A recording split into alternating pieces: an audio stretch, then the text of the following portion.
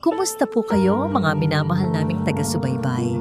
Muli po kaming nagbabalik upang maghatid sa inyo ng isang kwentong gigising sa inyong mga natutulog na damdamin at susubok sa inyong pananaw sa pag-ibig. Sabi nila, may mga tahanan na gawa sa bato at semento, pero ang pundasyon ay pighati. Posible pa kayang buuin muli ang isang pamilyang matagal nang basag? Ating tunghayan ang kwento ng Ang Bahay na Walang Hagik-gik. Isang nakabibinging sigaw ang sumalubong kay ginhawa Gia Luntian sa tarangkahan ng mansyon ng mga bantayog. Ayoko na. Mga demonyo ang mga batang yan. Mga demonyo. Isang babae, ang buhok ay tila pinaghalong kulay rosas at berdeng pintura. Ang humahangos na tumakbo palabas. Bit-bit ang maleta na nabitawan pa sa pagmamadali. Hindi nito pinansin si Gia na nakatayo sa gilid. Tuloy-tuloy lang ito sa pagtakbo, tila hinahabol ng isang multo na siya lang ang nakakakita. Iyon ang yaya bilang 10. At siya, si ginhawa, ang magiging yaya bilang 11. Huminga siya ng malalim, pinakalma ang sarili. Para sa iba, ito ay isang babala. Isang malaking pulang bandera na nagsasabing tumalikod na at huwag nang lumingon pa. Ngunit para kay Gia, ang eksenang yon ay isang kumpirmasyon. Ito ang lugar para sa kanya. Ang lugar kung saan niya kailangang bayaran ang kanyang mga pagkukulang. Ang dambuhalang gate na gawa sa itim na bakal ay bumukas ng walang tunog. Tila bibig ng isang halimaw na handa siyang lamunin. Pumasok siya. Ang burol ng mga pangarap, iyon ang pangalan ng subdibisyon. Ngunit ang mansyon sa harapan niya ay tila isang libingan ng mga pangarap. Malawak ang hardin, ngunit walang kasigla-sigla ang mga halaman. Malaki ang bahay, pero ang katahimikan nito ay nakabibingi. Bawat hakbang niya sa marmol na sahig ay lumilikha ng alingawngaw. Tila sinasabi ng bahay na isa siyang dayuhan, isang trespasser, isang mayordoma na may malamig na mukha ang sumalubong sa kanya. Ikaw ba si Miss Luntian? Tumango si Gia. Gia na lang po. Hindi ngumiti ang mayordoma. Sumunod ka sa akin. Hinihintay ka na ni Mr. Bantayog. Dinala siya nito sa isang opisina na mas mukhang kuta kaysa silid trabahuan. Madilim. Ang tanging liwanag ay mula sa 3 malalaking monitor ng computer na nagpapakita ng mga numero at graphs. At sa gitna ng lahat ng yon, nakaupo ang isang lalaki. Si Silakbo Bantayog. Hindi ito lumingon. Ang mga mata nito ay nakatutok sa screen. Ang mga balikat ay matigas. Ang buong katawan ay tila isang monumento. Isang bantayog, gaya ng apelyido niya. Isang estatwang gawa sa yelo at pighati. Maupo ka, utos nito. Ang boses ay kasing lamig ng hangin sa silid. Umupo si Gia sa silyang nasa harapan ng napakalaking lamesa. Hinintay niyang magsalita muli ang lalaki. Lumipas ang 1 minuto, 2, 3. Ang tanging maririnig ay ang mahinang pag-click ng keyboard. Pakiramdam ni Gia ay isa lamang siyang muebles na hindi pinapansin. Sa wakas, huminto ito sa pagtipa. Dahan-dahan itong umikot sa kanyang swivel chair para harapin siya. At sa unang pagkakataon, nakita ni Gia ang mga mata nito. Walang laman. Iyon ang salitang pumasok sa isip niya. Ang mga matang yon ay tila mga bintana ng isang abandonadong bahay. Nakatingin, pero walang nakikita sa loob. Tinitigan siya nito mula ulo hanggang paa. Hindi mapanuri, kundi tila kinakalkula ang isang bagay. Pagkatapos ng ilang sandali, nagsalita ito. Isang tanong lang.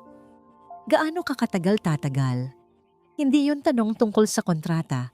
Iyon ay isang hamon, isang insulto. Huminga muli si Gia ng malalim. Tinitigan niya ito pabalik mata sa mata. Hanggat kailangan ninyo ako, Mr. Bantayog. Hanggat kailangan ako ng mga anak ninyo. Isang bahagyang pagtaas ng kilay ang tanging reaksyon ni Silakbo. Tila hindi ito kumbinsido. Tumayo ito. Manang Elga? Tawag nito sa mayordoma. Ihatid mo siya sa kanyang kwarto. Ituro mo ang mga patakaran. Bukas siya magsisimula. Tapos na ang panayam. Walang tanong tungkol sa kanyang karanasan. Walang interes sa kung sino siya. Para kay Silakbo Bantayog, si Gia ay isang numero lang. Ang ika-11 sa isang mahabang listahan ng mga kabiguan. Habang papaalis sila sa opisina, sa itaas ng grandiosong hagdanan, nakita sila ni Gia. Ang 3 bituin, 3 magkakaparehong batang babae, mga anghel sa unang tingin, nakasuot ng magkakatulad na puting bestida. Magkakamukha ngunit kung tititigan mong mabuti, makikita mo ang pagkakaiba. Ang isa, may mapaglarong kislap sa mata. Ang isa may lambong ng kalungkutan. At ang pangatlo, may talim ng galit na hindi nababagay sa isang bata. Nakatayo lang sila roon, tahimik, nakatingin. Ang bigat ng kanilang mga titig ay mas mabigat pa kaysa sa katahimikan ng buong bahay. Ngumiti si Gia, isang maliit, magalang ng ngiti. "Hello, ako si Gia." Hindi sila sumagot, hindi sila kumilos. Pagkatapos, ang batang may matalim na tingin ay humakbang pasulong. Tinitigan niya si Gia at sa boses na malinaw at walang emosyon, sinabi nito, "Aalis ka rin naman." Pagkasabi niyon, sabay-sabay silang tumalikod at pumasok sa isang silid. Isinasara ang pinto nang walang anumang ingay. Iniwan si Gia sa gitna ng pasilyo, kasama ang mayordoma na tila sanay na sa ganitong eksena. Nang gabing iyon, sa kanyang bagong silid, hindi makatulog si Gia. Ang bawat sulok ng bahay ay tila humihinga ng kalungkutan. Walang maririnig na tawanan ng bata, walang kwentuhan ng mag-asawa, tanging ang ugong ng aircon at ang tibok ng sarili niyang puso. Ito na ba talaga ang desisyon niya? Ang pumasok sa isang bahay na patay na ang kaluluwa? Tumayo siya. Sa halip na magmukmok, lumabas siya ng kwarto at tahimik na bumaba sa kusina. Kumuha siya ng takure, tubig at isang supot ng chamomile tea. Habang hinihintay kumulo ang tubig, pumikit siya. Ito ang kanyang ritual, ang kanyang paraan para hanapin ang sentro niya, ang kanyang ginhawa. Nang bigla, isang mahinang kaluskos ang narinig niya mula sa pasilyo. Dahan-dahan niyang iminulat ang kanyang mga mata. Sinundan niya ang tunog. Dinala siya nito pabalik sa ikalawang palapag. Sa isang bahagi ng bahay na madilim at tila hindi dinadaanan ng tao. At doon, sa dulo ng pasilyo, nakita niya sila, ang 3 bata. Nakatayo sila sa harap ng isang malaking pinto na gawa sa dark wood. Ang pinto ay halatang nakakandado. Nakatayo lang sila roon, hindi gumagalaw, mga anino sa dilim. Tila isang seremonya ang kanilang ginagawa. Lalapitan na sana sila ni Gia nang magsalita ang isa sa kanila. Ang batang may malungkot na mga mata, si Lihim. Ang boses nito ay isang bulong, puno ng pighati na hindi kayang unawain ng isang estranghero. Umiiyak pa rin si Mami sa loob. Kinabukasan, pinili ni Gia na wag nang banggitin ang nakita niya kagabi. Ang mga sugat, lalo na sa mga bata, ay hindi dapat binubuksan ng pilit. Kailangan itong hintaying maghilom ng kusa o bigyan ng dahilan para bumukas sa tamang paraan. Ang unang araw niya ay nagsimula sa katahimikan. Walang nag-utos sa kanya, walang nagbigay ng schedule. Ang tanging bilin ng mayordoma ay ini. Gawin mo ang trabaho mo. Pero ano nga ba ang trabaho niya? Ang maging tagabantay? Tagalinis ng kalat? O tagasalo ng galit? Sa halip na magtanong, nag-obserba si Gia. Nakita niya si Likha, ang pinaka-leader sa 3, na gumugugol ng oras sa pag-disassemble ng kanyang mga laruan. Tinatanggal ang mga gulong ng kotse, ang ulo ng manika, ang mga pakpak ng eroplano. Hindi para sirain, kundi tila para alamin kung paano ito gumagana. Para kontrolin ang isang bagay sa mundong wala siyang kontrol. Nakita niya si Linaw, ang prangka, na nakaupo sa may bintana. Pinapanood ang mga hardinero sa labas. Ang mga mata nito ay matalas. Tila hinahanapan ng mali ang bawat galaw ng mga ito. Tila hinuhusgahan ang lahat dahil ang mundo ay naging hindi makatarungan sa kanya. At nakita niya si Lihim, ang tahimik, na laging may hawak na libro pero hindi naman nagbabasa. Ang mga mata nito ay nakatitig lang sa isang pahina, nawawala sa sariling mundo. Isang mundong walang sino mang pwedeng pumasok. Alam ni Gia na hindi niya sila mapapasunod sa mga utos, hindi niya sila makukuha sa matatamis na salita. Kailangan niya ng ibang paraan. Kinahapunan, lumabas siya sa malawak na hardin, doon sa ilalim ng isang malaking puno ng mangga. Naglatag siya ng banig. Inilabas niya mula sa kanyang bag ang isang rim ng makukulay na papel at nagsimula siyang tumupi. Isang ibon, 2, 3. Ginawa niya ito ng walang imik, tila para lang sa sarili niya. Alam niyang pinapanood siya ng 3 pares ng mga mata mula sa bintana ng playroom. Iyon mismo ang gusto niyang mangyari.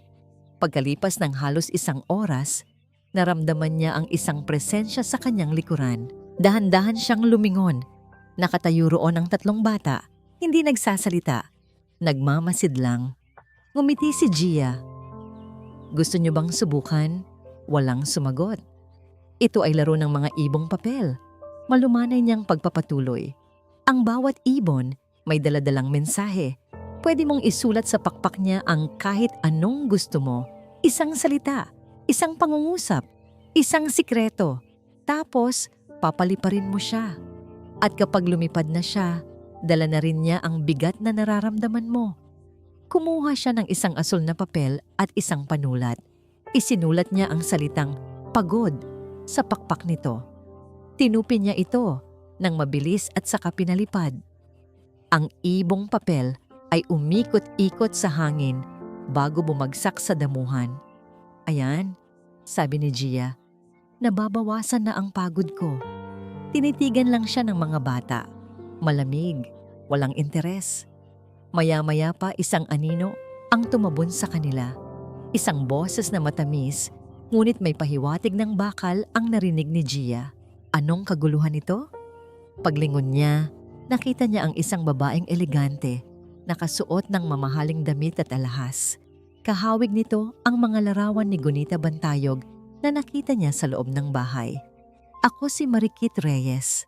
Pagpapakilala nito, ang mga mata ay sinusuri si Gia mula ulo hanggang paa. Tita ng mga bata, at sino ka naman? Ginhawa luntian po. Ang bago nilang yaya. Ang 11, sabi ni Marikit, may halong pang-aalipusta sa kanyang tanang ngiti. I see you're trying a creative approach, pero baka gusto mong malaman, these girls are sensitive. Hindi sila kailangan ng laro. Ang kailangan nila ay disiplina at kaayusan. Isang bagay na tila wala sa bahay na ito mula nang hindi tinapos ni Marikit ang sasabihin. Ngunit ang tingin niya sa 3 bata ay puno ng awa na tila ba isang insulto. Lumapit si Marikit sa mga pamangkin. How are you, my darlings? Pinapahirapan na ba kayo ng bago ninyong alalay? Walang sumagot sa mga bata. Bumuntong hininga si Marikit at muling hinarap si Gia. Isang paalala lang, Miss Luntian. Si Silakbo ay isang taong abala. Ayaw niya ng gulo. Kung ako sa'yo, itigil mo na yung kalokohan mo at gawin mo na lang kung ano ang binabayad sa'yo. Pagkatapos noon, hinalikan niya ang mga bata sa noo.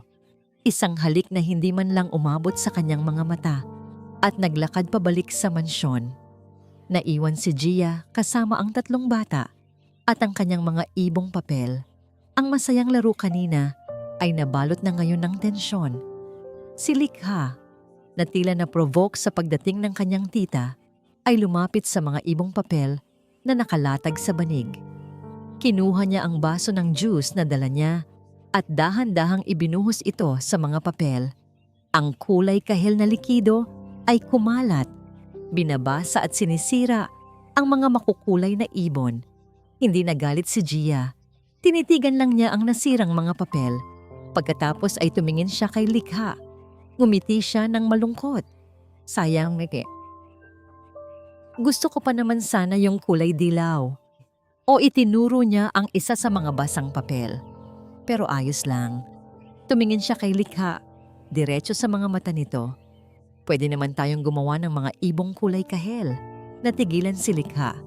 Tila naghihintay ito ng sigaw, ng galit. Ngunit wala siyang nakuha. Tumalikod ang tatlong bata at naglakad pabalik sa loob. Iniwan si Gia mag-isa sa hardin.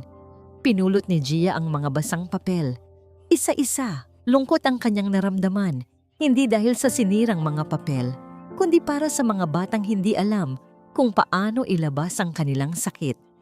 Nang gabi ring iyon, habang nililinis niya ang playroom, may napansin siyang isang gusot na papel sa ilalim ng mesa, malapit sa basurahan. Kinuha niya ito. Isa itong ibong papel, kulay puti. Halatang minadali ang pagkakagawa. Maingat niya itong binuklat. Sa loob, nakasulat sa pulang Crayola, gamit ang sulat ng isang bata. Ang isang salita na tila isinulat ng may buong puwersa. Galit. Napatitig si Gia sa salita. Ito ay isang simula. Isang maliit na siwang sa pader na kanilang itinayo. Hindi niya alam kung sino sa tatlo ang gumawa nito.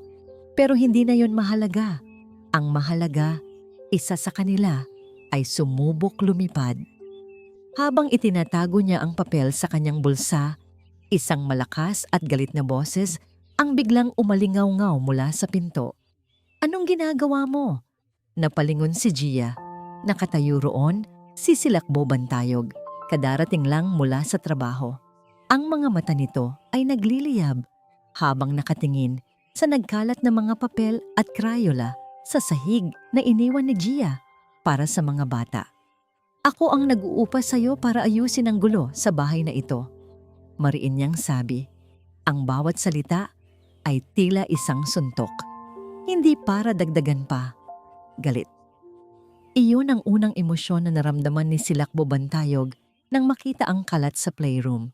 Mga papel, mga Crayola.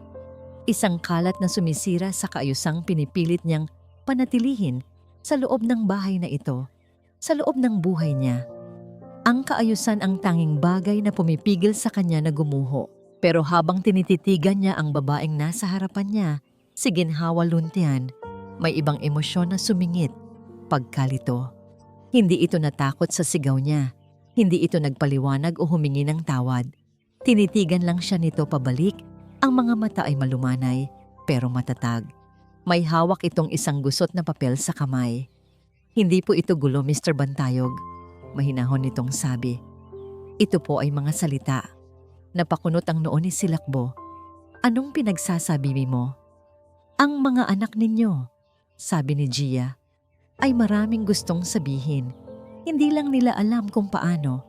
Bago pa man makasagot si Silakbo, tumalikod na ito at nagsimulang magligpit. Iniiwan siyang nakatayo roon, gulong-gulo. Mga salita?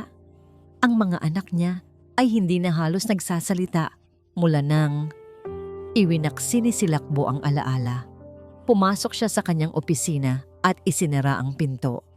Ito ang kanyang santuwaryo. Ang lugar kung saan ang lahat ay lohikal, kontrolado, at walang emosyon. Dito, siya si Silakbo Bantayog, ang tech mogul. Hindi si Silakbo, ang biyudo, ang bagsak na ama. Umupo siya sa harap ng kanyang mga monitor, pero sa unang pagkakataon, sa loob ng mahabang panahon, hindi niya makita ang mga numero. Ang nakikita niya ay ang mukha ng yaya bilang 11. Ang mga mata nitong tila nakikita ang kaluluwa niya. Binuksan niya ang isa sa mga monitor na nagpapakita ng live feed mula sa mga security camera. Isang ugali na natutunan niya para masigurong ligtas ang mga bata o marahil para bantayan sila nang hindi niya kailangang lumapit. Sa camera ng playroom, nakita niya si Gia na maingat na tinutupi ang mga papel na nagkalat at inilalagay sa isang kahon. Pagkatapos, umupo ito sa sahig at nagsimulang gumawa ulit ng mga ibong papel. Kalokohan, sabi ng isang bahagi ng isip niya. Hindi yan ang solusyon. Pero may isa pang bahagi.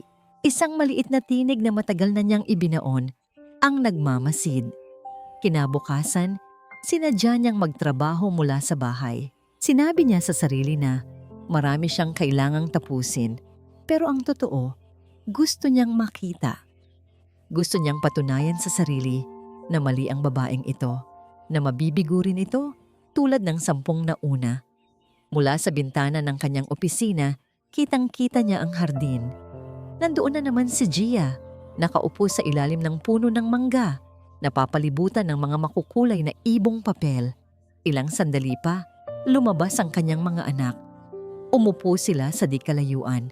Hindi lumalapit, nagmamasid lang, gaya niya. Nagpatuloy ang eksenang yon sa loob ng 1 oras. Si Gia na tahimik na nagtutupi, ang mga bata na tahimik na nanonood. Naiinip na si Silakbo. Walang nangyayari, gaya ng inaasahan niya. Akmang babalik na siya sa trabaho nang biglang tumayo si Linaw, ang kanyang pinakaprangka at mapanuri na anak. Naglakad ito papalapit kay Gia. May kinuha itong 1 pirasong papel, mabilis na nagsulat, ginusot ito, at saka ibinato sa paanan ni Gia. Pagkatapos, tumakbo ito pabalik sa mga kapatid niya. Nakita ni Silakbo, kahit mula sa malayo, ang pagpulot ni Gia sa papel. Nakita niya kung paano ito dahan-dahang binuklat at binasa. Nakita niya ang bahagyang pagyuko ng ulo nito, ang pagtigil ng kanyang mga kamay. Ano ang nakasulat? Hindi mapakali si Silakbo. May kung anong puwersa ang nagtulak sa kanya na bumaba. Dahan-dahan siyang lumabas papunta sa hardin. Nagtago sa likod ng isang malaking haligi, sapat na malapit para marinig. Narinig niya ang boses ni Gia, bahagyang nanginginig ngunit malinaw pa rin. Ayaw namin sa'yo. Gusto namin si Mami. Parang may kung anong tumusok sa puso ni Silakbo. Ang mga salitang yon, ang parehong mga salita na matagal nang gumagala sa kanyang isip na narinig niya mula sa mga pabulong na panalangin ng mga bata sa gabi o sa mga hindi sinasadyang pahayag ng kanilang pagkabata. Gusto namin si Mami. Ang sakit, ang kirot ng katotohanan. Ngunit bago pa man niya maramdaman ng buo ang sakit, isang kakaibang bagay ang nangyari. Hindi nagalit si Gia, hindi rin ito nagulat. Tinitigan lang nito ang papel, ang kanyang mga mata ay nagtagal sa mga salitang isinulat ng bata. Pagkatapos, dahan-dahan, itinago nito ang papel sa bulsa at nagsalita siya. Ang kanyang boses ay malumanay, puno ng pag-unawa. Naiintindihan ko, miss niyo na rin ba siya? Nagulat si Silakbo. Hindi iyon ang inaasahan niyang tugon. Walang pagtatanggol, walang reklamo, walang galit, tanging pag-unawa. At isang bahagyang lungkot sa kanyang boses na hindi para sa kanyang sarili, kundi para sa mga bata. Tinitigan siya ng mga bata. Naghintay. Ngunit wala nang ibang sinabi si Gia. Nagpatuloy lang ito sa pagtupi ng mga ibong papel. Tila walang nangyari. Maya-maya pa, si Lihim, ang pinakatahimik sa tatlo, ay dahan-dahang lumapit sa damuhan. Kinolekta nito ang ilan sa mga ibong papel na sinira ni Likha kanina at dinala ang mga ito sa ilalim ng puno ng mangga. Hindi ito nagsalita, pero umupo ito sa tabi ni Gia at sa unang pagkakataon, nakita ni Silakbo ang isang eksena na hindi niya akalaing mangyayari sa kanyang bahay. Nagsimulang magturo si Gia kay Lihim kung paano tumupi ng ibong papel gamit ang 1 piraso ng papel na hindi gaanong nasira. Tahimik lang sila. Walang boses, pero may koneksyon. Biglang naramdaman ni Silakbo ang init sa kanyang dibdib, isang init na matagal nang nawala. Isang bagay na hindi niya maipaliwanag, isang pag-asa. Umalis siya sa kanyang pinagtataguan at bumalik sa opisina. Ang isip ay puno ng mga tanong. Sino ang babaeng ito? Ano ang meron sa kanya? At nakakaya niyang lapitan ng pader na itinayo ng kanyang mga anak. At bakit? Sa unang pagkakataon, pakiramdam niya ay may pag-asa pa para sa kanyang pamilya. Ngunit ang pag-asang yon ay agad na palitan ng pamilyar na bigat ng kanyang kalungkutan. Nakita niya ang isang lumang larawan sa kanyang mesa, ang larawan ni Gunita, nakangiti, buhay na buhay, ang kanyang pinakamamahal, ang babaeng hindi niya nailigtas. Ang gabi ay lumipas na tila isang panaginip. Nagtrabaho siya ng walang humpay, sinubukang ibaon ang mga emosyong gumugulo sa kanya. Pero sa bawat pagpindot niya sa keyboard, bumabalik ang mukha ni Gia, ang kanyang mga salita, ang kanyang mga mata. Humigit kumulang hating gabi nang bumaba si Silakbo sa kusina upang kumuha ng tubig.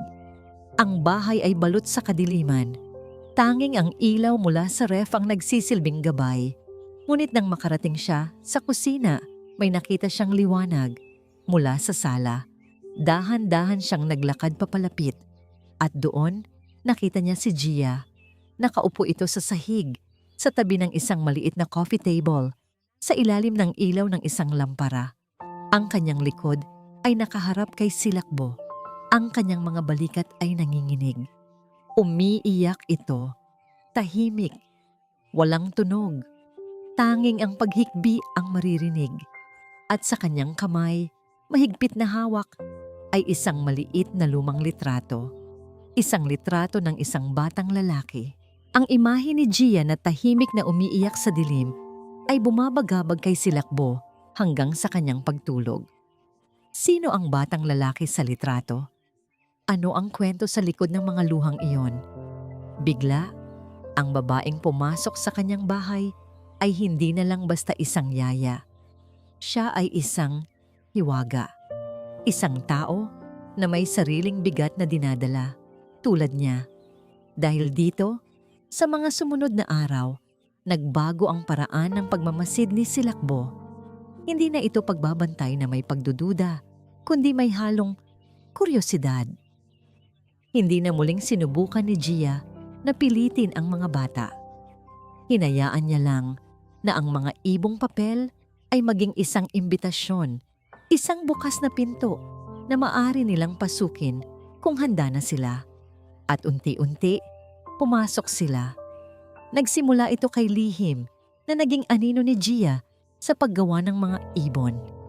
Hindi pa rin ito nagsasalita, pero ang kanyang mga daliri ay naging mas maliksi sa pagtupi. Ang kanyang mga ibon ay perpekto. Bawat tupi ay maingat na ginawa. Tila sa pamamagitan nito niya, inilalabas ang kaayusang hinahanap niya. Sumunod si Linaw. Hindi ito gumagawa ng sarili niyang ibon, pero siya ang naging tagapuna. Masyadong matulis yang tuka. Sasabihin niya, hindi pantay yang pakpak.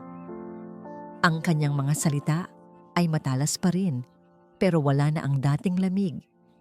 Ito ang kanyang paraan ng pakikilahok. Ang pinakamahirap ay si Likha. Ang leader. Ang pinakamasayahin noon na ngayon ay pinakagalit. Isang hapon, habang abala sina Gia at Lihim sa paggawa ng isang buong pamilya ng mga ibong papel, biglang kinuha ni Likha ang isang malaking ibon na gawa sa karton. Tingnan natin kung makakalipad to, sabi niya, may mapanghamong namungiti. Umakyat siya sa isang upuan at inihagis ito. Gaya ng inaasahan, bumagsak ito ng malakas sa sahig. Sabi ko na nga ba? Sabi ni Likha. May pait sa boses. Hindi lahat ng bagay pwedeng lumipad. Sa halip na mainis, tumayo si Gia at tiningnan ang ibong karton. Alam mo, tama ka. Masyado siyang mabigat. Tumingin siya kay Likha. Pero baka hindi naman siya ginawa para lumipad mag-isa. Baka kailangan niya ng airport. Napakunot ang noo ni Likha. Airport? Sa sumunod na oras, sa ilalim ng paggabay ni Gia, ang buong playroom ay naging isang paliparan. Ginamit nila ang mga block para gumawa ng control tower. Ang mga unan ay naging mga ulap. At si Likha, gamit ang kanyang likas na pagiging malikhain, ang nagdisenyo ng pinakamahabang runway gamit ang masking tape sa sahig. Nawala ang galit sa mga mata ni Likha. Napalitan ito ng sigla. Nang matapos ang kanilang airport, inilagay nila ang malaking ibong karton sa dulo ng runway. Okay, handa na tayo, sabi ni Gia. Sino ang magpapalipad? Nagtinginan ang magkakapatid. Dapat si Likha, sabi ni Linaw. Ideya niya to. Nag-alinlangan si Likha, pero sa huli ay pumayag din. Kinuha niya ang ibon. Huminga siya ng malalim, tumakbo sa kahabaan ng runway, at sa dulo nito, inihagis ang ibon ng buong lakas. Ang ibong karton ay hindi lumipad ng mataas. Sumadsad lang ito ng ilang talampakan bago bumagsak. Isang sandali ng katahimikan. Pagkatapos, isang maliit na tawa ang narinig, galing kay Linaw. Ang pangit ng lipad. Sinundan ito ng isa pang tawa, mas malakas, mula kay Likha. Para siyang manok na tumalon. At pagkatapos, ang pinakahindi inaasahang tunog sa lahat. Isang mahinang hagikgik, galing kay Lihim. Nagkatinginan silang tatlo, nagulat sa tunog na kanilang ginawa. At pagkatapos, sabay-sabay silang humalakhak.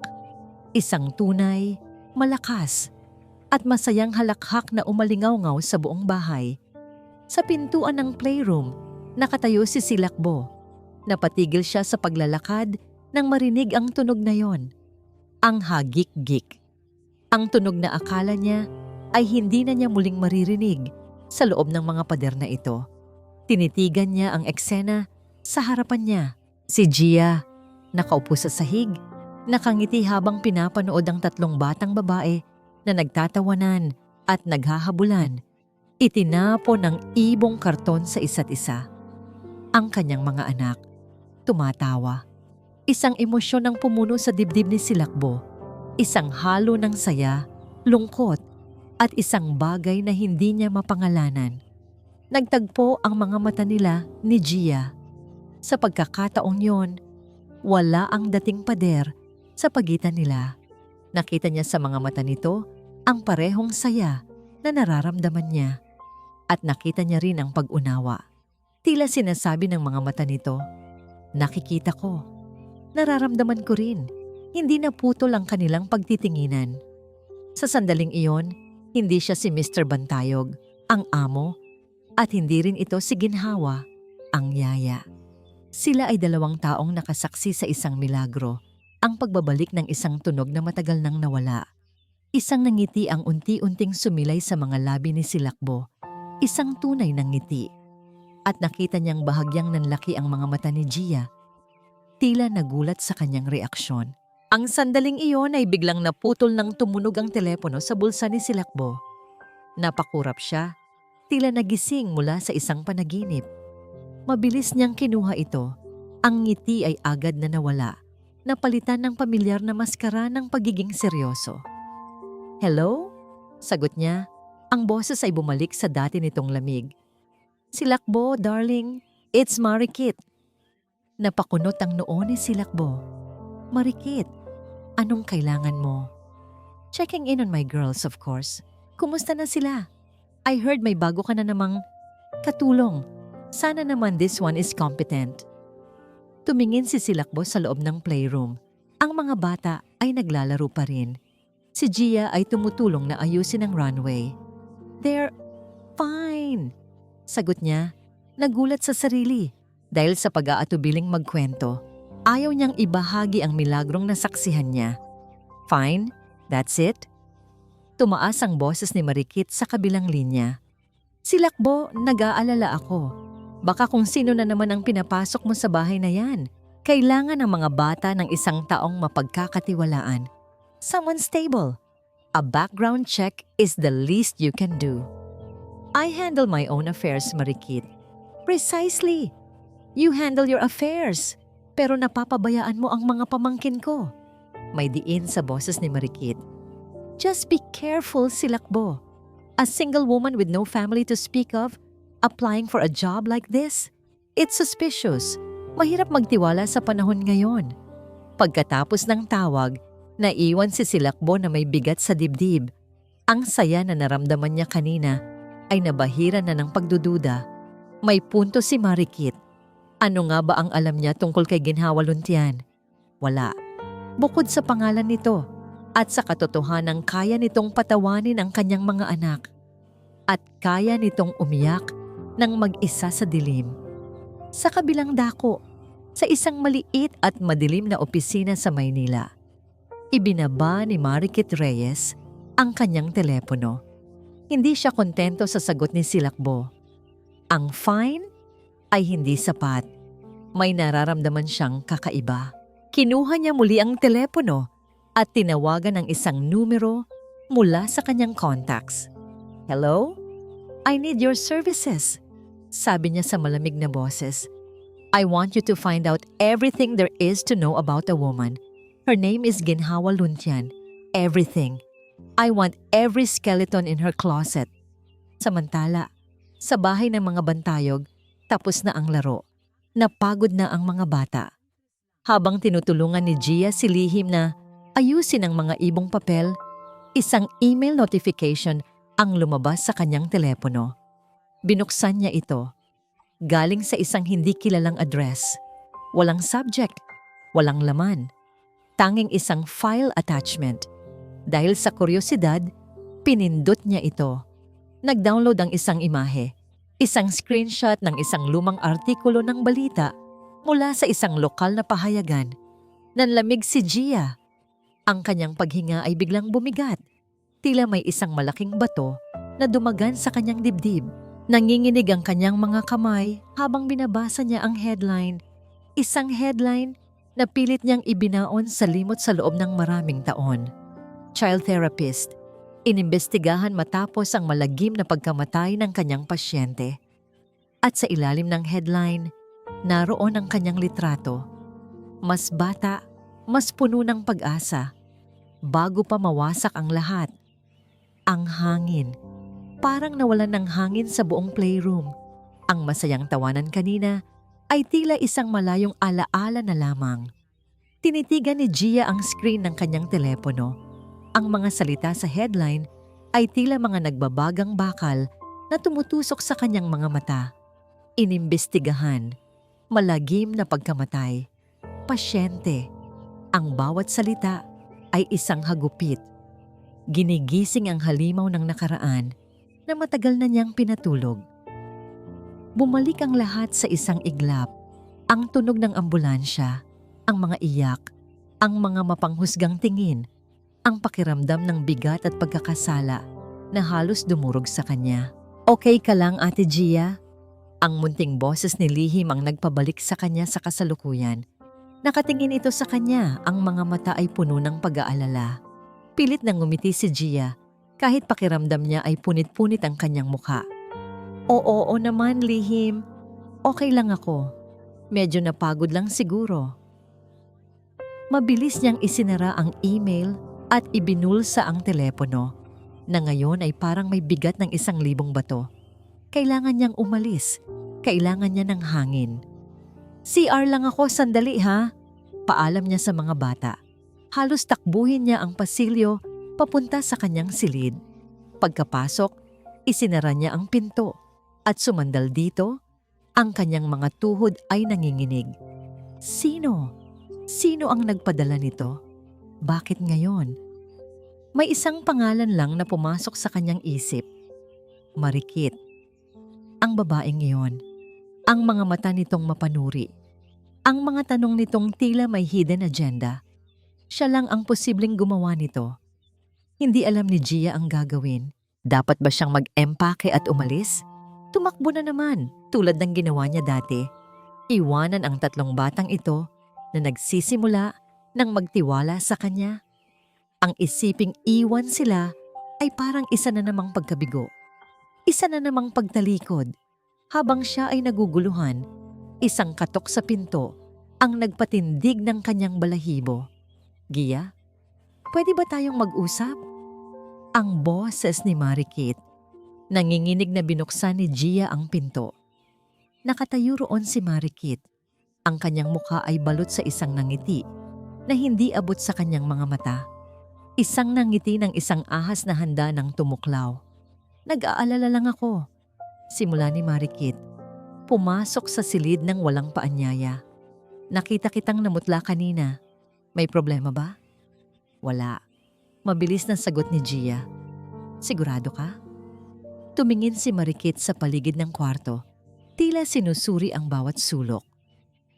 Alam mo, ang pag-aalaga sa mga batang tulad nila, it requires a lot of emotional stability. Kailangan mong maging buo. Walang bit-bit na baggage. Ika nga. Ano po ang gusto ninyong sabihin? Tanong ni Gia. Ang kanyang boses ay matigas. Ang gusto kong sabihin, sabi ni Marikit. Ang boses ay bumaba sa isang mapanganib na bulong. Ay alam ko. Alam ko ang nangyari sa Batangas. Ang tungkol sa batang si Miguel. Parang isang suntok sa sikmura ang pangalang yon.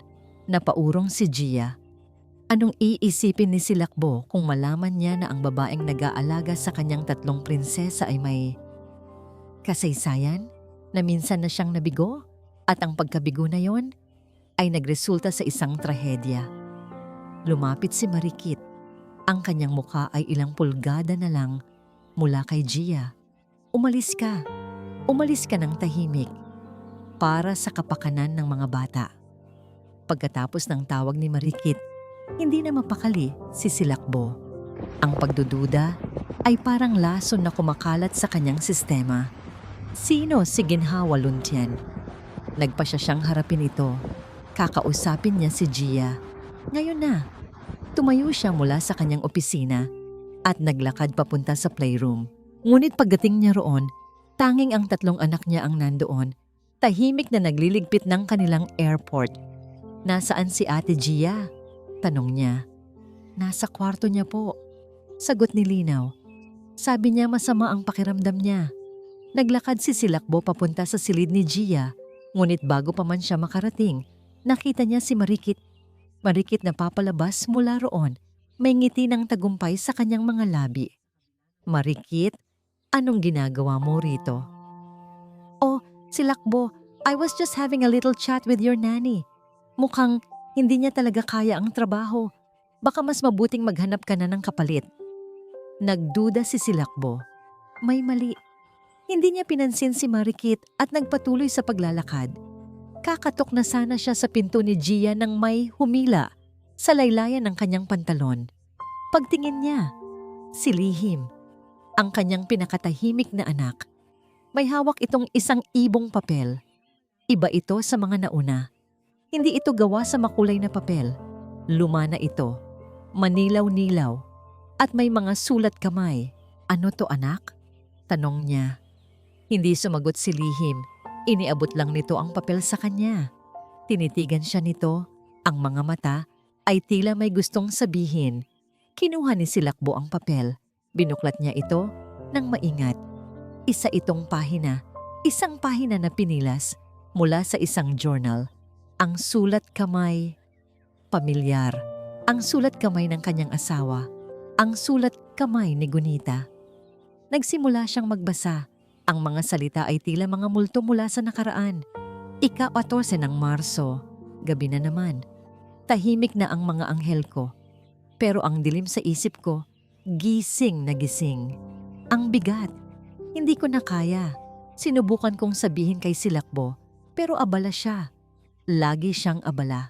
Hindi niya ako nakikita. Walang nakakakita sa akin. Mahal na mahal ko sila.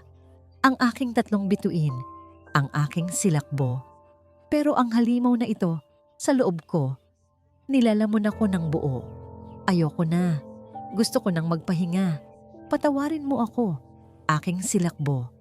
Patawarin niyo ako, mga anak ko. Bawat salita ay isang punyal na bumaon ng malalim sa puso ni Silakbo. Ang hangin sa kanyang baga ay tila ninakaw. Ang kanyang mga kamay ay nagsimulang manginig. Ang buong mundo niya ay gumuho sa isang iglap. Hindi aksidente. Hindi ito isang malagim na banggaan sa highway sa isang maulang gabi, gaya ng sinabi ng mga pulis, gaya ng pinaniwalaan niya, gaya ng pinili niyang paniwalaan. Ang kanyang asawa, si Gunita, itinago niya ang katotohanan, ang depresyon, ang sakit, at siya'y wala siyang nakita. Nabulag siya ng trabaho, ng sarili niyang mundo. Ang mga paghingi niya ng tulong na hindi niya narinig. Ang mga luha niyang hindi niya pinansin. Ang bigat. Ang bigat. Ngayon, naiintindihan na niya. Napatingin siya sa ibong papel na hawak niya. Isang pahina mula sa pinakatatagong lihim ng kanyang asawa na ginawang laruan ng kanyang anak na walang muwang. Isang papel na may bahid ng dugo, hindi sa pisikal, kundi sa emosyonal na paraan. Dugo ng isang kaluluwang sumuko. Daddy? Ang boses ni Lihim ang nagpabalik sa kanya. Nakatingin pa rin ito sa kanya. Ang mga mata ay puno ng tanong. Nakita ba nito ang pagbabago sa kanyang mukha? Naramdaman ba nito ang pagguho ng kanyang mundo? Dahan-dahang lumuhod si Silakbo sa harap ng kanyang anak.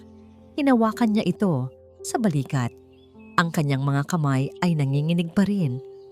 Saan mo ito nakuha, anak? Tanong niya. Ang boses ay basag. Itinuro ni Lihim ang silid sa dulo ng pasilyo. Ang silid na nakakandado. Ang silid ng kanilang ina. Sa ilalim po ng pinto, marami pa po doon, mga papel ni Mami. Ang mga papel na hindi niya kailanman binasa.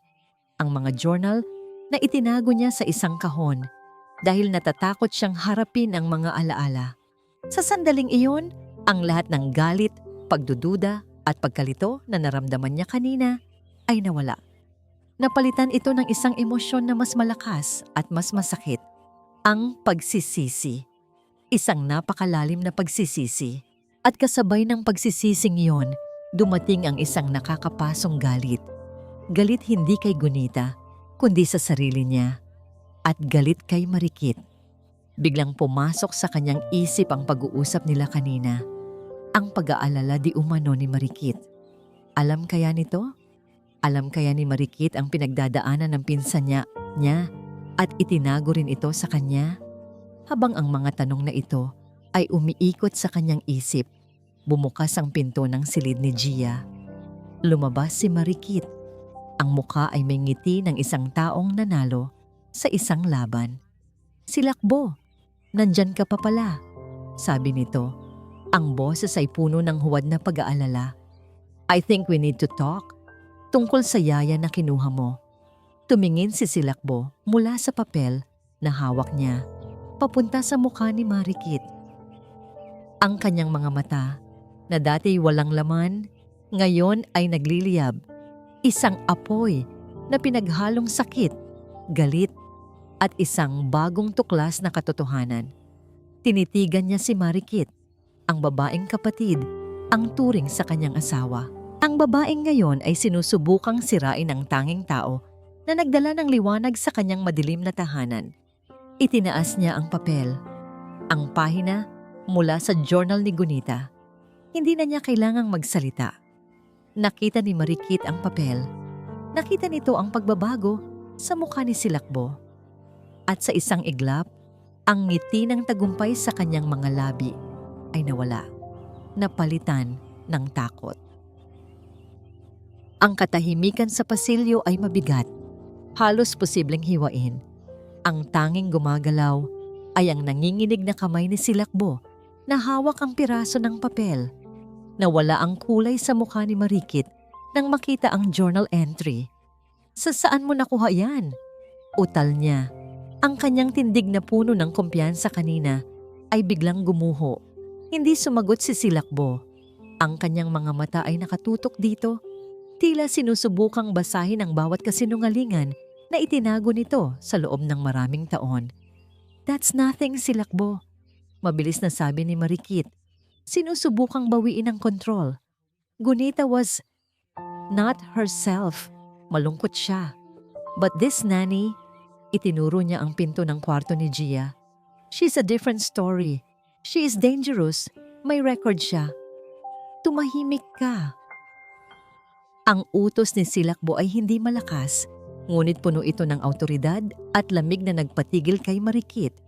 Sa sandaling iyon, bumukas ang pinto at lumabas si Gia. Ang kanyang mukha ay maputla. Ang mga mata ay namumugto, ngunit ang kanyang tindig ay matatag. Handa na siyang umalis. Handa nang sumuko, ngunit natigilan siya nang makita ang eksena sa harapan niya.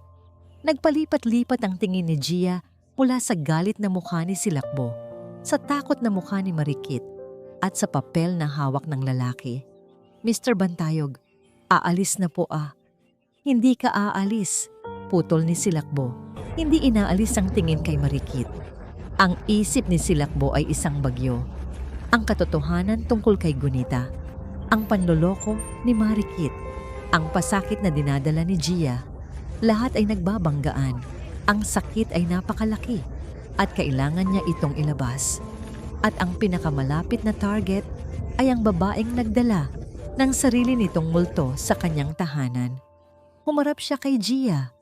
Ang kanyang mukha ay isang maskara ng galit na ipinanganak mula sa sakit at pagsisisi.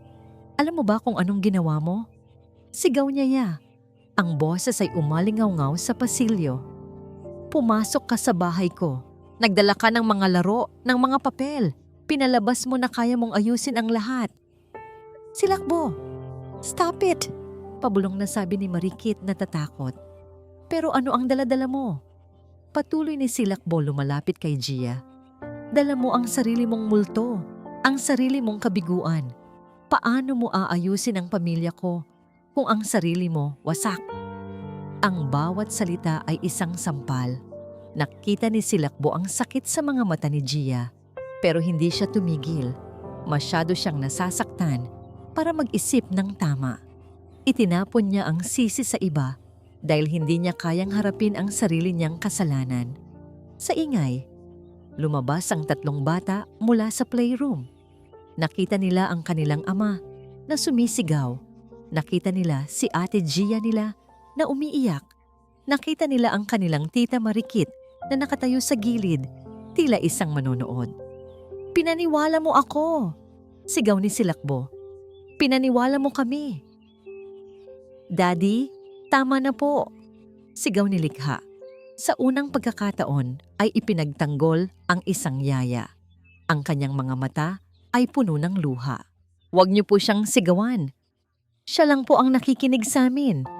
Dagdag ni Linaw, ang kanyang boses ay nanginginig.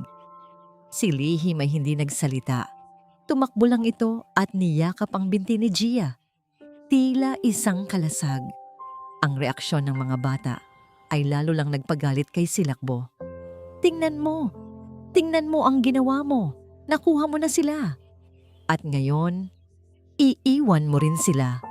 Tulad ng lahat. Hindi ko po sila iiwan, humikbing sagot ni Gia. Sinungaling, dagdag ni Marikit mula sa gilid, nakakuha ng pagkakataon. Umalis ka na. You are a danger to these children. Tama siya, sabi ni Silakbo. Ang kanyang puso ay basag na basag. Tumingin siya kay Gia, ang kanyang mga mata ay malamig na parang yelo. Kunin mo ang mga gamit mo at umalis ka na. Ayoko nang makita pa ang pagmumukha mo sa bahay na ito.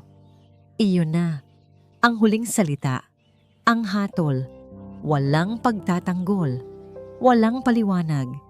Napatitig si Gia kay Silakbo. Ang sakit sa kanyang mga mata ay napalitan ng isang bagay na mas malalim. Pagkadismaya. Pagkadismaya sa lalaking inakala niyang nagsisimula ng magbago. Dahan-dahan niyang tinanggal ang pagkakayakap ni Lihim. Lumuhod siya sa harap ng tatlong bata. Magpapakabait kayo, ha? Sabi niya, pinipigilan ang sariling humagulgol. Mahal na mahal ko kayo. Hinalikan niya sila isa-isa sa noo. Pagkatapos, tumayo siya. Tumingin siya kay Silakbo sa huling pagkakataon. Walang galit, tanging isang malalim na kalungkutan. Tumalikod siya at pumasok sa kanyang silid. Pagkalipas ng ilang minuto, lumabas siyang dala ang kanyang maliit na bag. Naglakad siya sa pasilyo, nilampasan ang umiiyak na mga bata, nilampasan ang nagtatagumpay na si Marikit, at nilampasan ang lalaking durog na durog, si Silakbo Bantayog. Walang lumingon. Nang marinig ni Silakbo ang pagsara ng pinto sa ibaba, ang katahimikan na naiwan ay mas nakabibingi kaysa sa mga sigaw kanina. Nawala na si Gia at kasama niya, nawala na rin ang unang hagik-gik na narinig sa bahay na yon sa loob ng maraming taon. pumasok si Silakbo sa kanyang opisina at isinara ang pinto ng malakas. Iniwan niya ang kanyang mga umiiyak na anak sa labas. Sumandal siya sa pinto, dahan-dahang napaupo sa sahig. Doon, sa dilim, mag-isa, hinarap niya ang sakit. Ang kanyang paningin ay napunta sa isang kahon sa ilalim ng kanyang mesa. Isang lumang kahon na puno ng mga notebook. Ang mga journal ni Gunita. Ang mga journal na hindi niya kailanman nagawang buksan. Nanginginig, iniabot niya ang kanyang kamay patungo sa kahon. Oras na para harapin ang lahat ng multo. Ang opisina ni Silakbo ay naging isang kuweba. Ang oras ay nawalan ng kahulugan. Ang tanging naroon ay siya, ang dilim, at ang kahon ng mga alaala ni Gunita. Nanginginig niyang binuksan ang takip. Ang amoy ng lumang papel at pabango ni Gunita ay humampas sa kanya. Isang multo mula sa masayang nakaraan. Kinuha niya ang unang journal. Ang pabalat ay kulay rosas. Paborito nito? Ang unang pahina ay puno ng masayang sulat kamay. Nagkukwento tungkol sa kanilang unang anibersaryo. Napangiti si Silakbo ng may pait. Nagpatuloy siya sa pagbabasa, gabi-gabi. Pahina bawat pahina. Naging saksi siya sa paglalakbay ni Gunita. Isang paglalakbay na hindi niya nakita habang nangyayari. Binasa niya ang tuwa nito nang malamang buntis siya sa kambal na naging triplets pala. Ang kanyang mga pangarap para sa kanilang 3 bituin. Pagkatapos, unti-unti, nagbago ang tono ng mga sulat. Binasa niya ang tungkol sa mga gabing walang tulog. Ang pagod na hindi nawawala. Ang pakiramdam na mag-isa kahit napapaligiran ng mga katulong. Binasa niya ang pagsusumamo nito para sa kanyang atensyon. Mga hiling na kumain sa labas o mamasyal, mga hiling na ibinasura niya dahil sa isang importanteng meeting. Sana mapansin niya ako, sulat ni Gunita. Sana makita niya na nalulunod na ako. Bawat pangungusap ay isang dagok sa konsensya ni Silakbo. Ang mga salitang ito ay hindi isinulat ng may galit, kundi ng may malalim na kalungkutan. Isang paghingi ng tulong na hindi niya narinig. Binasa niya ang tungkol sa halimaw, ang tawag nito sa kanyang depresyon. Kung paano nito kinakain ang kanyang pagkatao. Ginagawang isang estranghero ang kanyang refleksyon sa salamin. At sa wakas, narating niya ang huling mga pahina. Ang mga pahinang puno ng pamamaalam. Ang mga salitang puno ng pagmamahal para sa kanya at sa kanilang mga anak. Sa kabila ng sakit na nararamdaman nito. Huwag mong sisihin ang sarili mo, aking Silakbo. Basa niya sa huling-huling entry. Ang sulat ay nanginginig na. Masyadong malakas ang dilim. Pero ikaw ang kanilang liwanag ngayon. Alagaan mo ang ating mga bituin. Pagsara niya ng huling journal, ang luhang kanina pa niya pinipigilan ay bumuhos na. Hindi na ito tahimik na pag-iyak. Ito ay isang hagulgol. Isang hagulgol ng isang lalaking nawasak ng pagsisisi. Siya ang may kasalanan. Hindi lang dahil sa kanyang kapabayaan, kundi dahil sa kanyang pride, sa kanyang pagiging bulag, at sa gitna ng kanyang pagdadalamhati, isang muka ang lumitaw sa kanyang isipan. Ang muka ni Gia. Ang mga salitang sinabi niya rito, ang paninisi, ang galit. Ngayon niya naintindihan. Si Gia ay hindi nagdala ng multo sa kanyang bahay. Si Gia ay pumasok sa isang bahay na puno na ng multo at sinubukan niyang bigyan ito ng liwanag. At itinaboy niya ang liwanag na iyon. Ang apartment ni Gia ay maliit at simple. Isang malaking pagkakaiba sa mansyon ng mga bantayog. Pagdating niya, hindi niya inayos ang kanyang mga gamit. Umupo lang siya sa gilid ng kanyang kama, nakatingin sa kawalan. Ang sakit ng mga salita ni Silakbo ay nanunuot pa rin. Pero mas masakit ang isipin ang 3 batang naiwan niya. Si Likha, si Linaw, si Lihim. Kumusta na kaya sila? Kinuha niya ang kanyang pitaka at inilabas ang lumang litrato. Ang litrato ni Miguel, ang pasyente niyang namatay, ang batang hindi niya nailigtas. Ngumiti siya ng malungkot. Nabigo na naman ako, Miggy. Bulong niya sa litrato. Sinubukan ko, pero sumuko na naman ako. Inilagay niya ang litrato sa mesa. Pakiramdam niya ay wala nang natira sa kanya. Ang trabahong ito, ang kanyang penitensya. Ang kanyang pag-asa para sa pagtubos. At nabigo siya. Akmang hihiga na siya para subukang matulog nang may naramdaman siyang isang bagay sa kanyang bulsa. Kinuha niya ito, isang ibong papel.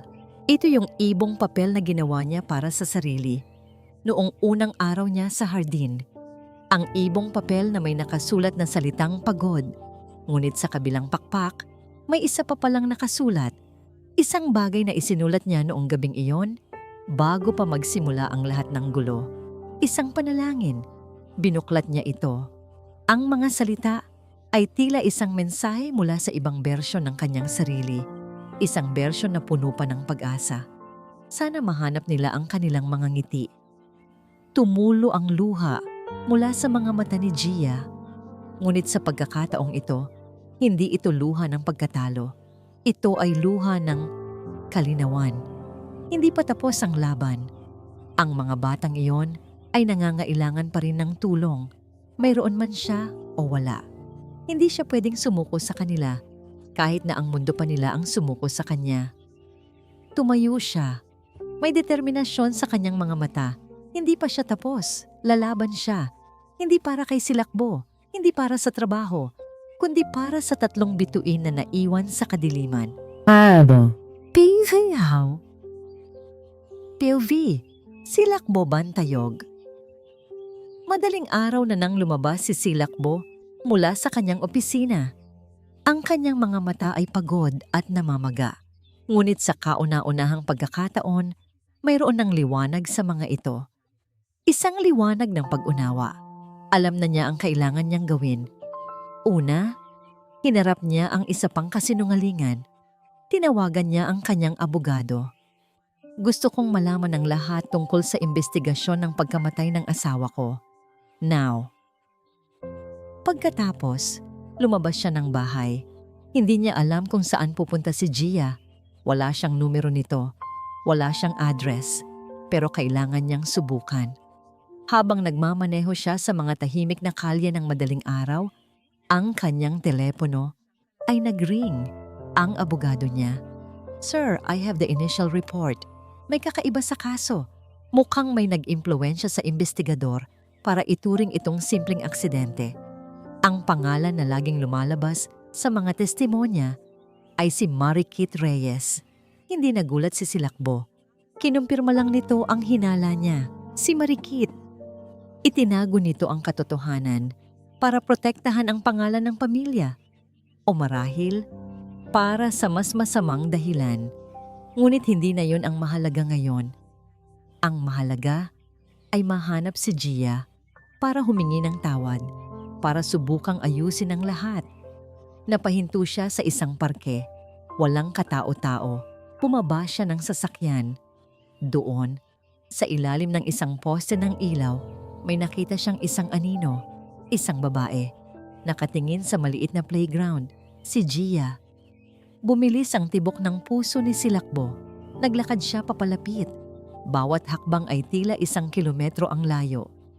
Narinig ni Gia ang kanyang mga yapak at lumingon. Ang gulat ay makikita sa kanyang mukha. Nakatayo sila roon, ilang talampakan ng pagitan, sa ilalim ng malamlam na ilaw ng umaga. Walang nagsalita. Pagkatapos, huminga ng malalim si Silakbo.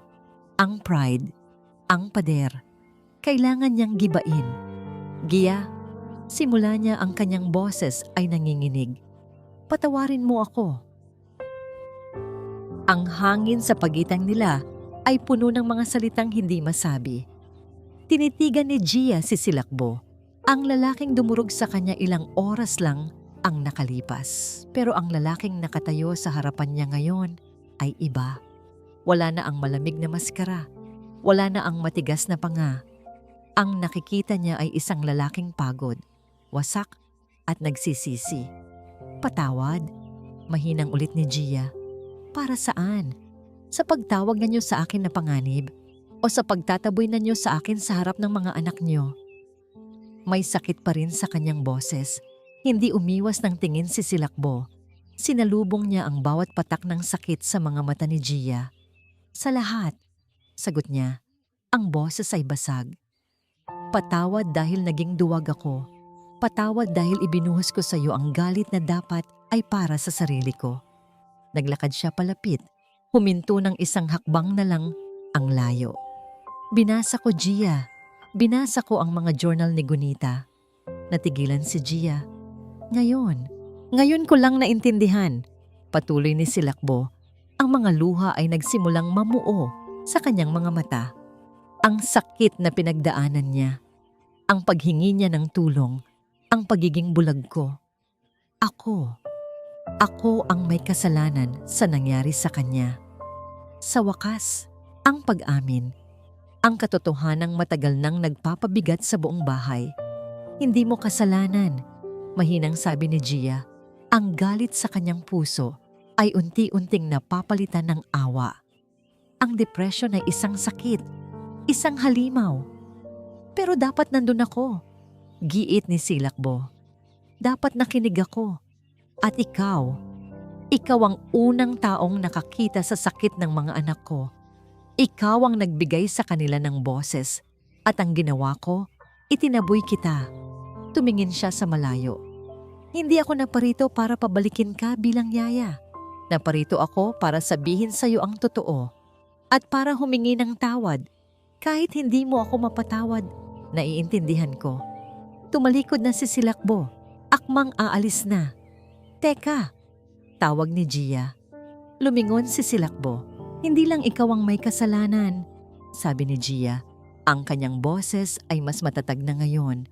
Ang sabi ni Marikit, may punto siya, dala ko rin ang sarili kong multo. Ikinuwento niya ang lahat. Tungkol kay Miguel, tungkol sa aksidente, tungkol sa pagsisisi na araw-araw niyang dinadala. Tumakbo ako, Mr. Bantayog. Iniwan ko ang propesyon ko. Akala ko, sa pag-aalaga sa mga anak niyo, matutubos ko ang sarili ko. Pero mali pala yon. Hindi ako pwedeng magtago habang buhay. Nagkatinginan sila. 2 taong parehong may malalim na sugat. Sa wakas ay nagiging tapat sa isa't isa. Ginhawa, sabi ni Silakbo, ginamit ang kanyang unang pangalan. Bumalik ka, hindi para sa akin, hindi para maging yaya, kundi para tulungan sila. Tulungan mo kaming lahat dahil hindi ko to kaya ng mag-isa. Bago pa man makasagot si Gia, tumunog ang telepono ni Silakbo. Isa sa mga katulong nila, humihikbi. Sir, si Mama Marikit, nandito po. Kasama ang isang abogado. Pilit pong kinukuha ang mga bata. Nagkatinginan si Silakbo at Gia ang huling laban. Tara na, sabi ni Gia. Ang kanyang mga mata ay puno ng determinasyon. Pagdating nila sa mansyon, ang eksena sa sala ay puno ng tensyon. Si Marikit at isang lalaking nakasuit ay kinakausap ang 3 bata. Si Likha ay sumisigaw. Si Linaw ay matalim ang tingin. Si Lihim ay nakatago sa likod ng sofa. This is ridiculous. Sigaw ni Marikit nang makita sina Silakbo at Gia. What is she doing here?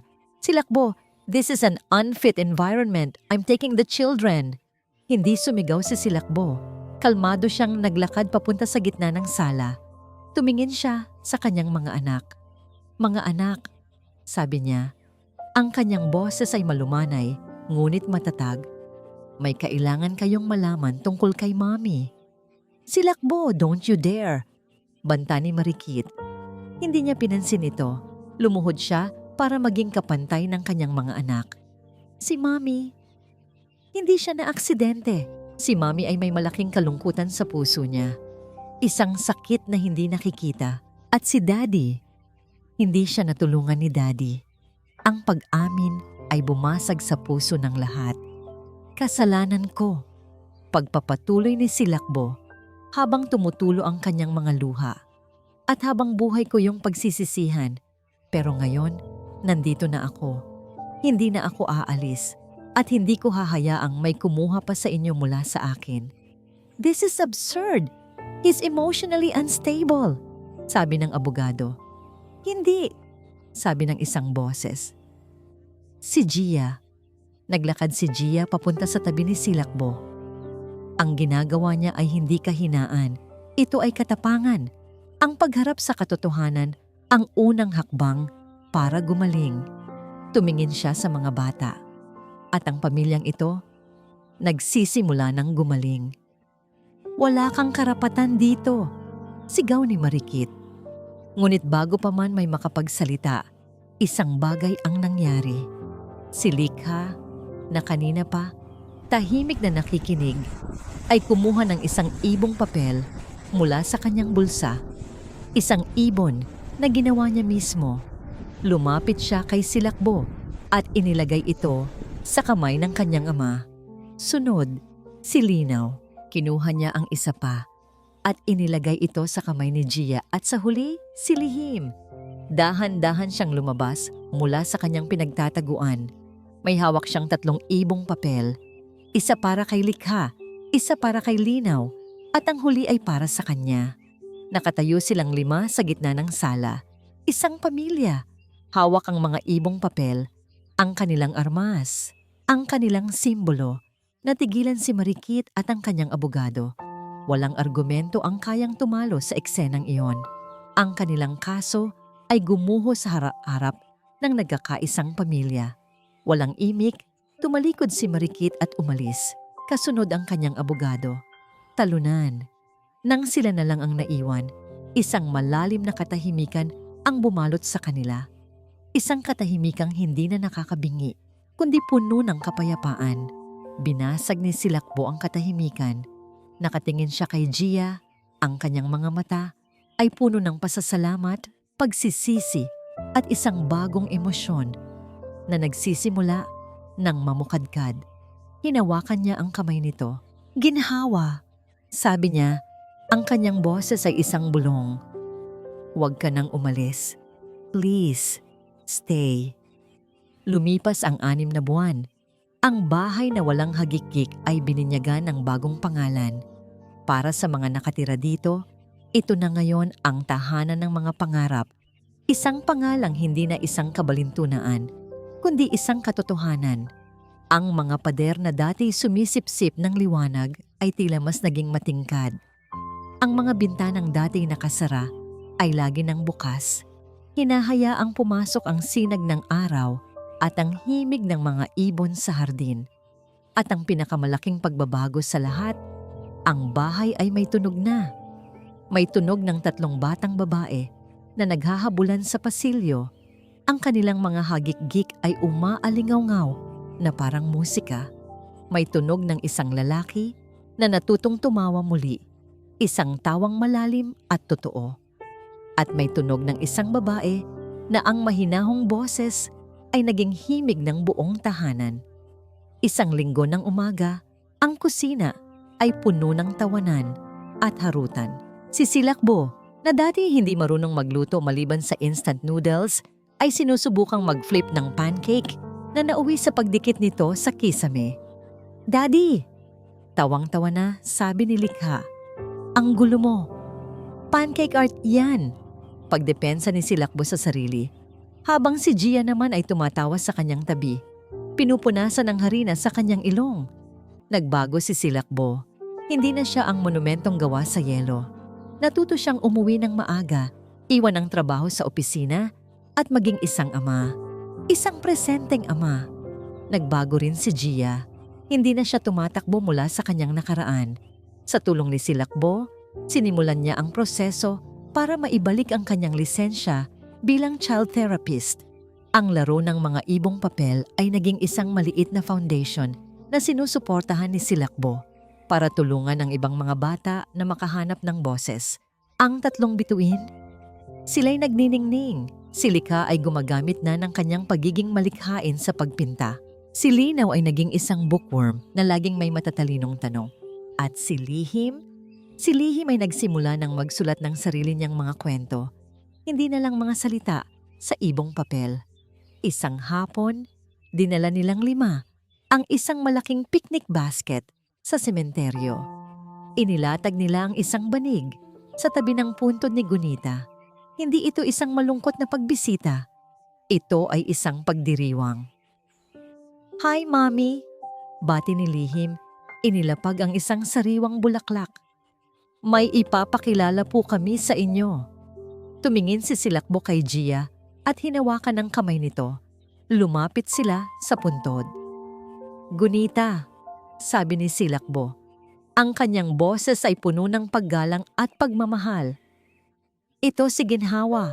Siya ang nagturo sa amin kung paano ngumiti ulit. Hindi kanya papalitan. Walang sino man ang makakagawa nun.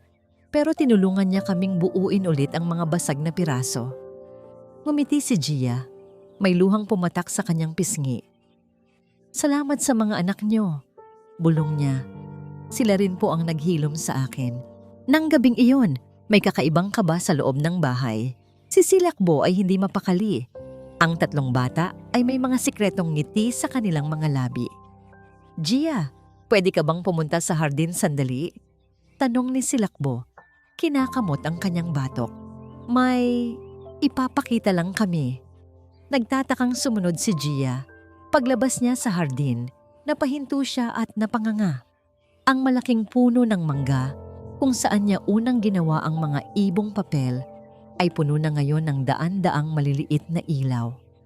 At nakasabit sa bawat sanga ay mga ibong papel na may iba't ibang kulay, kumikinang sa dilim. Sa ilalim ng puno, nakatayo si Silakbo kasama ang tatlong bata na nakasuot ng kanilang pinakamagandang bestida. Lumapit si Silakbo kay Gia. "Dito nagsimula ang lahat," sabi niya. "Sa isang ibong papel, sa isang salita, sa pag-asa." Lumuhod si Likha, Linaw at Lihim sa harapan niya. Bawat isa ay may hawak na isang piraso ng papel. Binuklat ni Likha ang kanya. "Will." Binuklat ni Linaw ang sunod. "You." At binuklat ni Lihim ang huli. "Be our mommy?" Napahagulgol si Gia. Ang kanyang puso ay tila sasabog sa sobrang saya. Pagkatapos, lumuhod si Silakbo sa kanyang harapan. Wala siyang hawak na singsing na may diamante. Sa halip may hawak siyang isang maliit na ibong papel na gawa sa ginto. "Hindi ko maipapangako sa iyo ang isang perpektong buhay, Ginhawa," sabi niya. Ang kanyang mga mata ay nangingilid sa luha. "Marami pa tayong sugat na kailangang paghilumin. Pero maipapangako ko sa iyo ang lahat ng pagmamahal ko, ang lahat ng oras ko, ang buong ako." Binuklat niya ang pakpak ng gintong ibon. Nakaukit dito ang mga salita.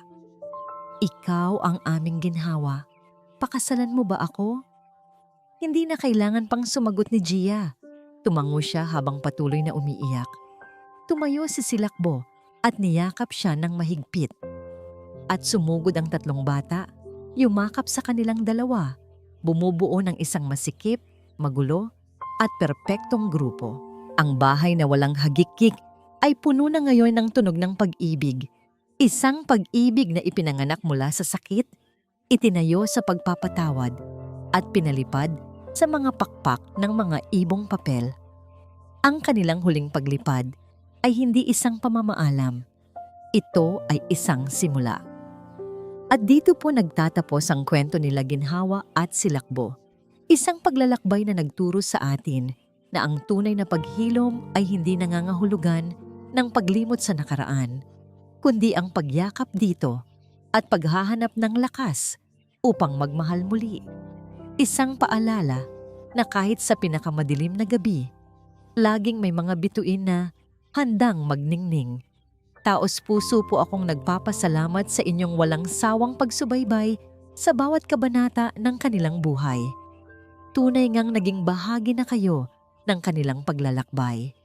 Nais ko pong marinig ang inyong saloobin. Anong aral ang inyong napulot sa kwentong ito? I-comment nyo lang po sa ibaba at ating pag-usapan. Kung nagustuhan nyo ang kwentong ito, isang pindot lang po sa like button ay malaking bagay na. I-share nyo na rin po sa inyong mga kaibigan at kapamilya na mahilig sa mga kwentong tulad nito. At syempre, huwag kalimutang mag-subscribe para hindi mahuli sa mga susunod pa nating mga akda. Muli, ako po ang inyong lingkod, nag-iiwan ng isang paalala. Ang bawat puso ay may sariling kwento at ang bawat kwento ay may aral na naghihintay. Pagpalain po kayo ng Panginoon, kayo at ang inyong buong pamilya. Hanggang sa muli.